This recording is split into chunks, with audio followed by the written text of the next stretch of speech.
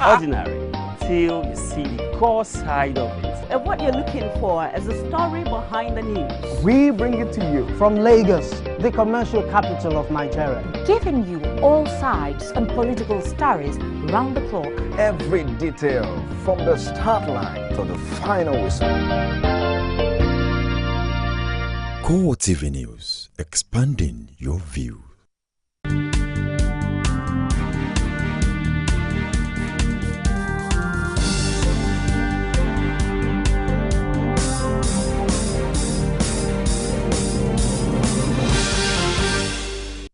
Hello there and welcome to CoreTV News on the Hour with me, Sabina Izoku. 59 passengers and 4 crew members escaped death by the whiskers on Saturday when the overland plane from Abuja overshot the runway at the Ilorin airport. A statement by the General Manager of Public Affairs of the Nigerian Civil Aviation Authority, Fan Indubuoke, said there was no life that was lost in the incident, which he added was already being investigated. CoreTV News gathered that 3 professors, a former Vice-Chancellor, University of Ilorin Ishaka Oleyede, Larry Badmus, and 1 unnamed professor were on board the flight. One of the passengers, Ayuba Balami, commended the pilot for showing great experience by maneuvering the plane to safety. However, the airline said the plane did not crash land at the Ilorin airport on Saturday. A statement by the management of the overland, which confirmed the incident, insisted there was no crash. The House of Assembly primary elections of the People's Democratic Party in Adamawa State did not hold due to major disagreement between party executives and the committee saddled with responsibility for conducting the election. The disagreement was centered on the list of delegates which the party executive in Adamawa State say has been inducted by the national headquarters of the party. The party ESCO met for several hours behind closed doors but failed to reach an agreement with the delegation from the national headquarters. An attempt to hold a press conference by the state party failed due to chaotic situation which resulted from the disagreement.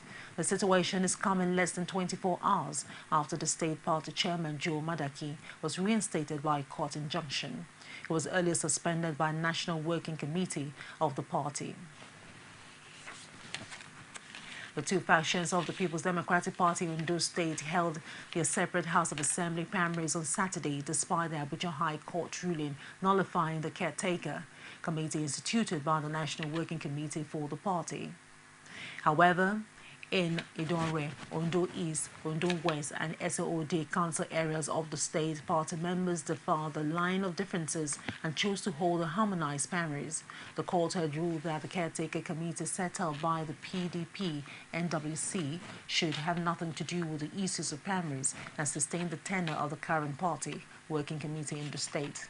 It was gathered that the INEC officials said in the state stayed away from the primaries conducted by both factions due to conflicting reports about Friday judgment.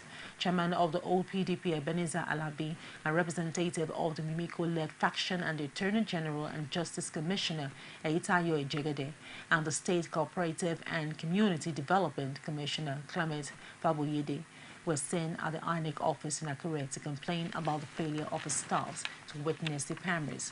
But the security operators were present at the venue of the primaries of the faction, even as the exercise were peacefully conducted across the state. The People's Democratic Party nationwide holds a state assembly primaries on Saturday.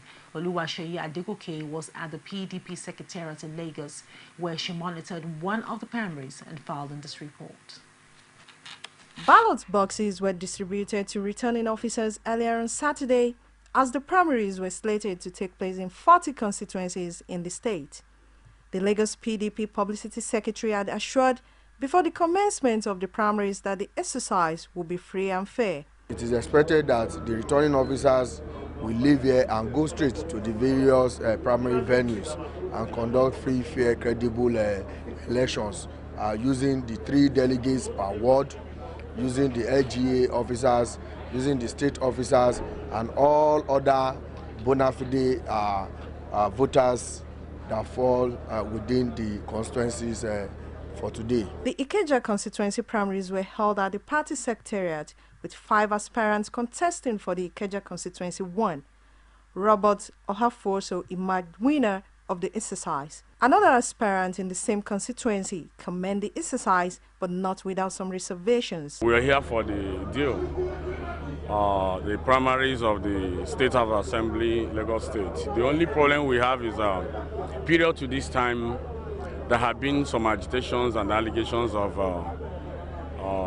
imposition of candidates. But in as much as we had complained to the leadership of the party, and they have assured us that there's not going to be anything like that it's going to be free and fair, and it's going to be transparent, they have promised. Because I think at this point the party is interested in trying to get it right so that what used to happen before will not happen again. Though winners may have been marked at the various primaries, the quality of their representations will however be tested at the 2015 general elections. Oluwaseyi Adegoke, CoreTV News, Lagos.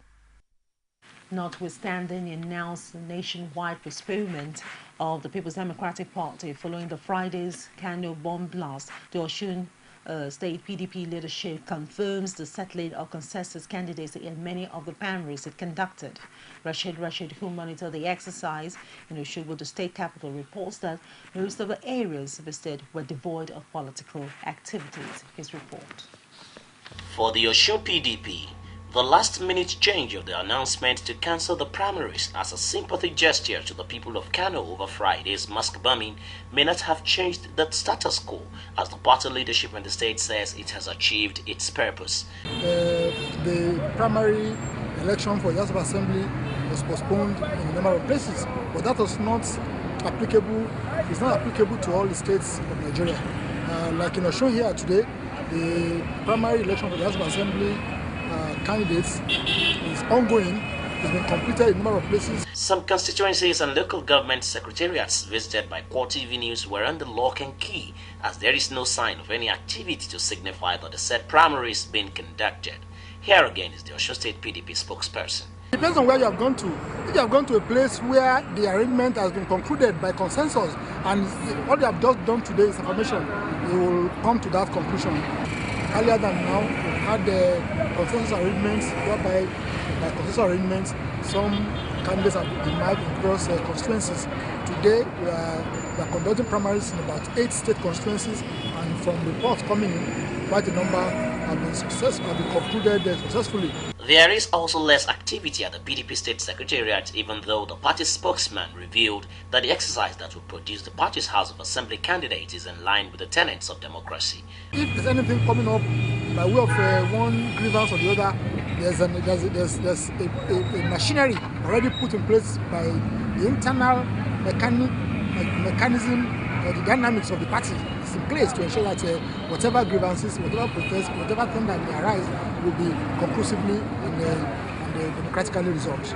Despite its position as the leading opposition party in the state, the PDP says it will go for broke in all elections to be contested for in 2015. Rashid, CoreTV News, Osogbo.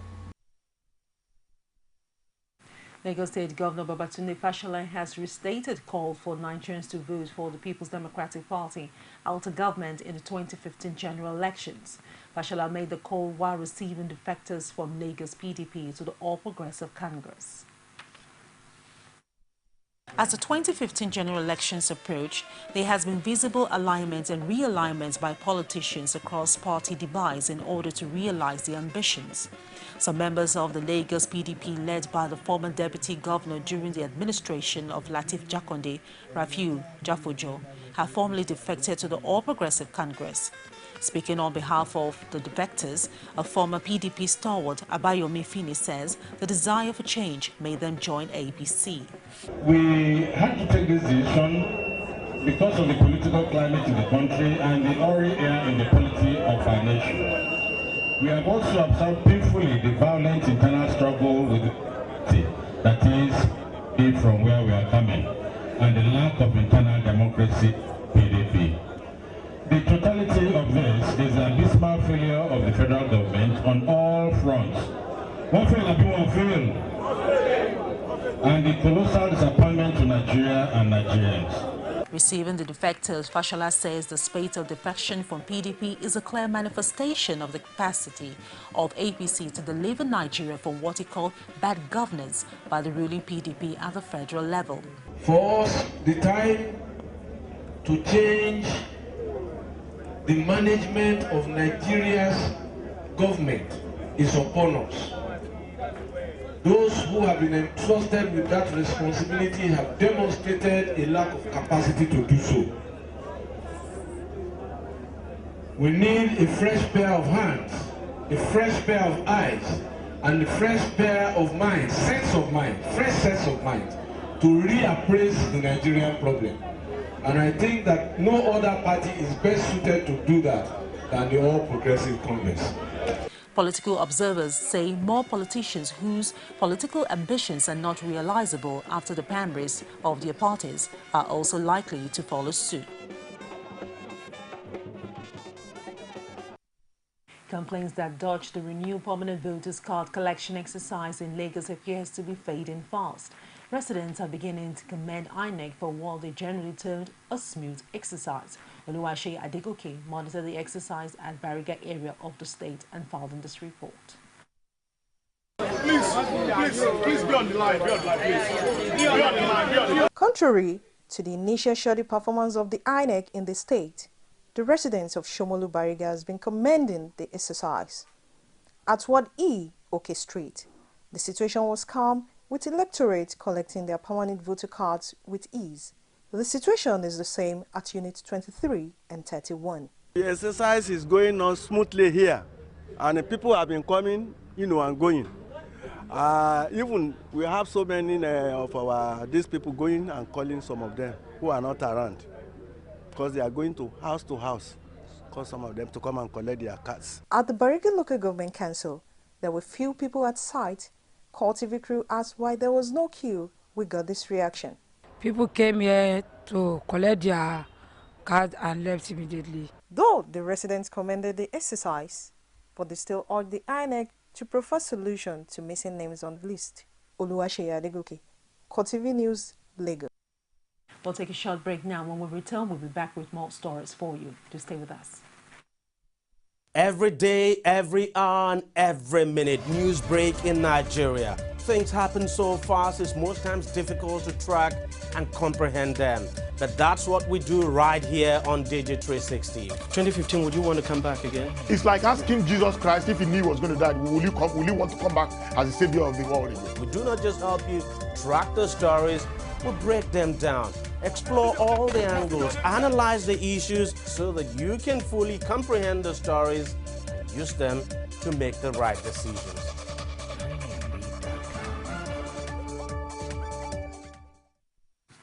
Welcome back to the news. For more information, you can reach us on the social media platform on facebook.com/CoreTV News and on Twitter @CoreTV News NG, on our YouTube, youtube.com/CoreTV with a space and the news. The Emir of Kano, Mohammed Sanusi, said Friday's attack on Ado Bayero's central mosque in the city might have been planned for 2 months. Sanusi, who was on Lesser Hajj when the incident occurred, ended his stay abruptly in order to personally assess the situation.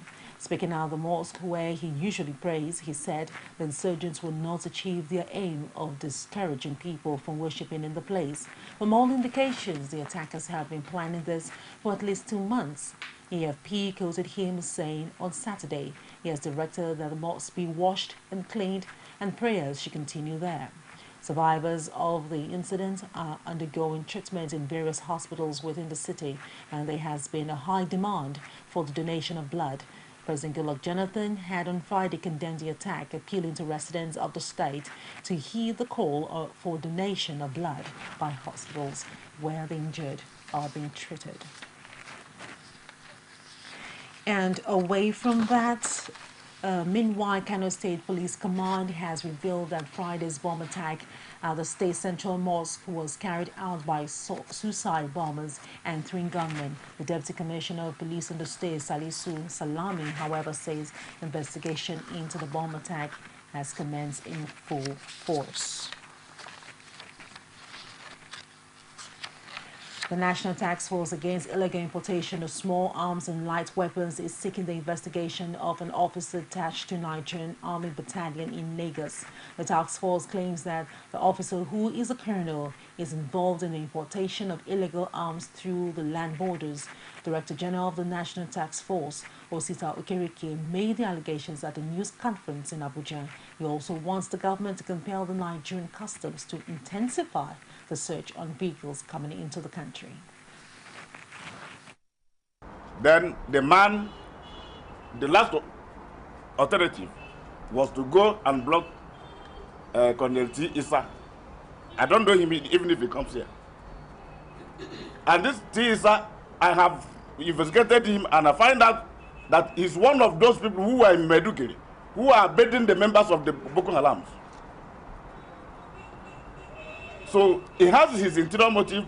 Now the Meduguri side, there's no load, no way for them to come in there. Then they have to divert. And this side is in Lagos to do the dirty job for them, which he has been doing before. The moment this thing happened, I wrote to the President of the Federal Republic of Nigeria. That was on Wednesday, 20th. I think he must have received my letter by now.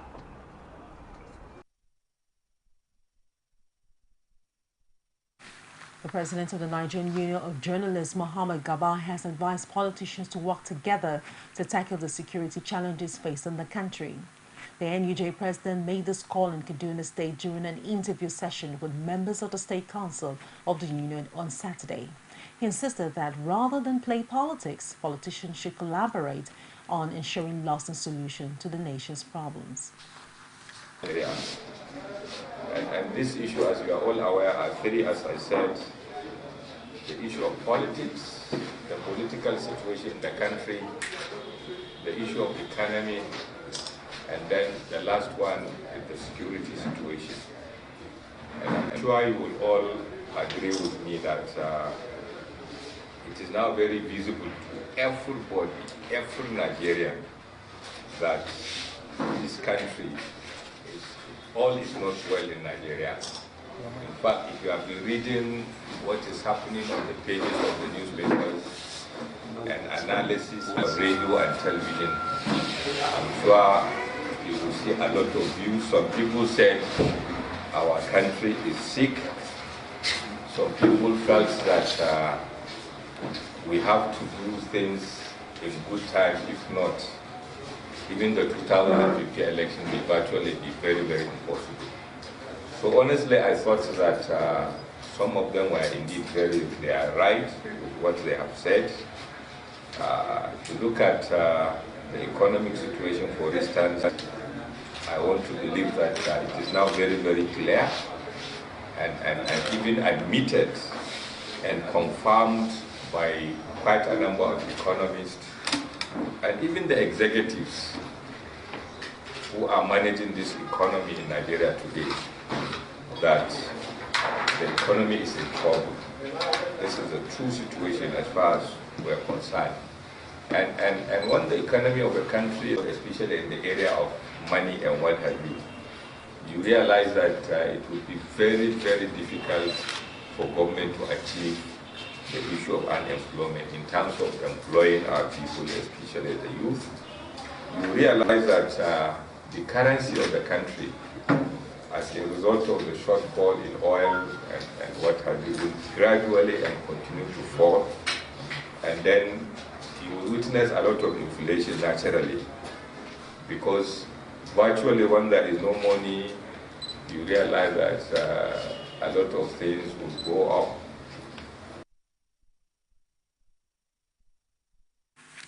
The federal government on Saturday says the implementation of the National Integrated Infrastructure Master Plan would create approximately 33 million jobs for Nigerians across the country. The Minister of the Federal Capital Territory, Bala Mohammed, disclosed this in Edo State. The minister says the 30 National Integrated Infrastructure Master Plan will facilitate the provision of infrastructure in power, oil and gas, transportation, housing, water, agriculture, social infrastructure, information and technology, communication technology, and the Federal Capital Territory. Nigeria has as an emerging country is the next destination for investors. He said that over 10 districts in the Federal Capital Territory were being developed with private funds, while secondary investment in land swap districts are expected to rise to the tune of over 3 trillion naira, and 250,000 new jobs will be created in the next 5 years. Also, private sector-led projects include $2.7 billion Abuja Town Center, $18 billion Centenary City Project, and $1.2 billion World Trade Center, among others. Former head of Department of Economics at the Obafemi Awolowo Ile-Ife, Abayomi Adebayo, says the austerity measures taken by the federal government to cushion effect of the global oil price slump will inevitably lead to the poverty, depression, and insecurity. But Adebayo says it is normal for the masses to experience financial challenges as a result of such measures, while stressing that any human being that did not find a productive outlet for his energy would indulge in illegal activities. He says if the federal government stops subsidizing services for financing ventures or activities due to non-availability of non-funds, the common man will have more difficulty in accessing services and funds. He explained that economic conditions that led to the devaluation of Naira were clear signals on the performance of the economy, while adding that the figures from the rebasing of the economy shows that only the trade, entertainment, and few other sectors are growing despite diversification. He says the real sector must develop before the nation can get all-round economic development. We'll take another break, and when we return, we'll take you outside Nigeria. To stay with us. You can now watch CoreTV News live from anywhere in the world on our website, www.coretvnews.com. Click on Live TV on our website and watch us live. And welcome to CoreTV Primetime Days. To follow us on Twitter, click on Twitter icon on our website. On Facebook, click on the Facebook and YouTube to see all our previous news production. You can also watch us live on YouTube. Click CoreTV, leave a space, then News. CoreTV News, a 24-hour news station. The court in Egypt has dropped charges against the former President Hosni Mubarak over the killing of 239 protesters during the 2011 uprising against him.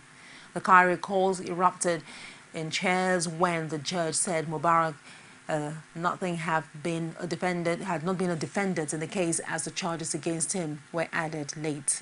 The charges against 7 senior ex-officials were also dropped. The decision could be appealed. Victims' relators waiting outside expressed dismay and frustration. Police later fired tear gas to disperse a crowd of about 2,000 people who gathered near Tahrir Square to voice their oppositions to the decision. In a TV interview after the ruling, Mubarak said he had done nothing wrong at all. The former president, 86, is serving a separate 3-year sentence for embezzlement of public funds. And away from that, the white police officer Darren Wilson, who shot a black teenager, Michael Brown, dead, resigned nearly 4 months after the shooting that fueled unprecedented violent protests in the U.S. city of St. Louis across the country. Darren Wilson, who has been on administrative leave since the August 9th shooting, had been widely expected to resign. His resignation will be welcome in Ferguson due to the difficulty of seeing him as a police officer patrolling a community that believes he is guilty of at least the wrongful death of Michael Brown. Civil rights activists have also been calling for protests to focus on changes in Missouri state law to restrict the use of deadly force by police and to explicitly outlaw racial profiling by officers. Marchers who were making their way 190 kilometers from Ferguson to the state capital, Ferguson City, over next week are expected to make these demands. And that's it on the news on the hour. Do join us at the top of the hour for more. I am Savannah Zoku, and thank you very much indeed for watching.